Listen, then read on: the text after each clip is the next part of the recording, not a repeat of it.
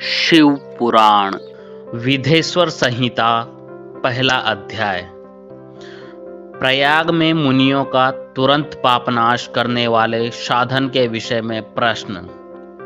जो आदि से लेकर अंत में है, नित्य मंगलमय है, जो आत्मा के स्वरूप को प्रकाशित करने वाले हैं, जिनके 5 मुख है, और जो खेल खेल में जगत की रचना, पालन और संहार तथा अनुग्रह एवं तिरोभाव रूप 5 प्रबल कर्म करते हैं, उन सर्वश्रेष्ठ अजर अमर उमापति भगवान शंकर का मैं मन ही मन चिंतन करता हूँ।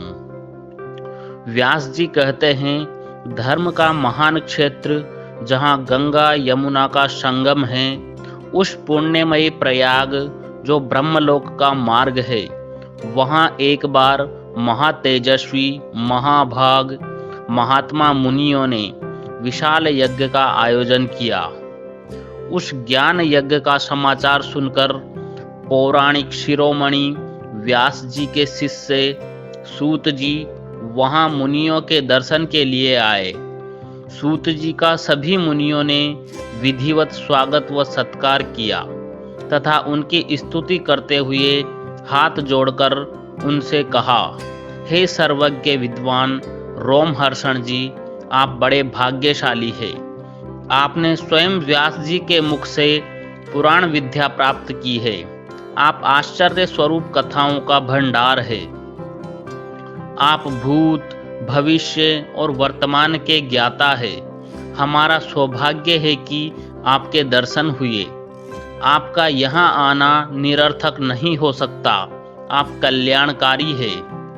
उत्तम बुद्धि वाले सूत जी, यदि आपका अनुग्रह हो तो गोपनीय होने पर भी आप शुभाशुभ तत्व का वर्णन करें, जिससे हमारी तृप्ति नहीं होती और उसे सुनने की हमारी इच्छा ऐसे ही रहती है।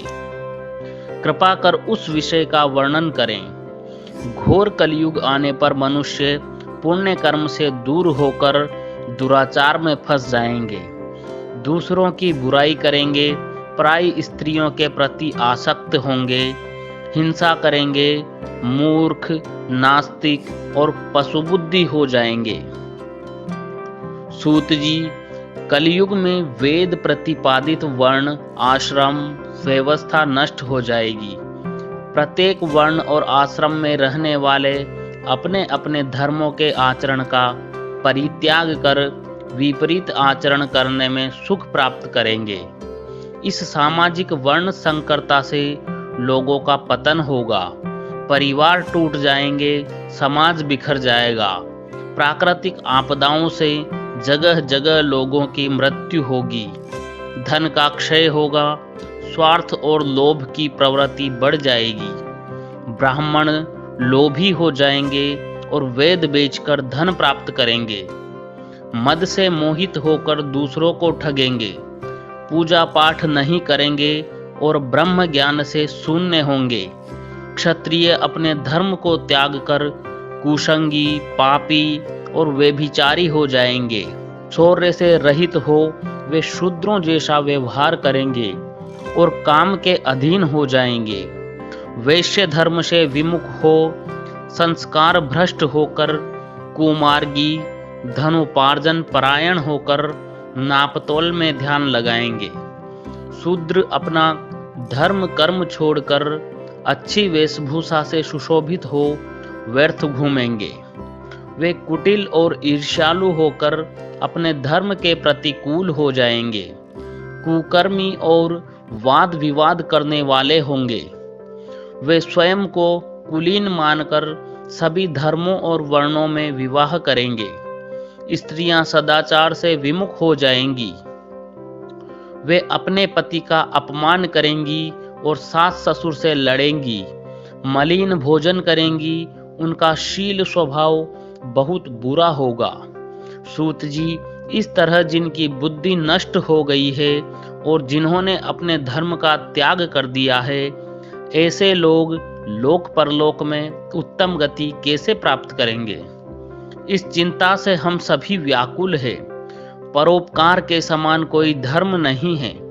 इस धर्म का पालन करने वाला दूसरों को सुखी करता हुआ स्वयं भी प्रसन्नता अनुभव करता है। यह भावना यदि निष्काम हो तो कर्ता का हृदय शुद्ध करते हुए उसे परम गति प्रदान करती है। हे महामुने, आप समस्त सिद्धांतों के ज्ञाता है, कृपा कर कोई ऐसा उपाय बताइए जिससे इन सबके पापों का तत्काल नाश हो जाए।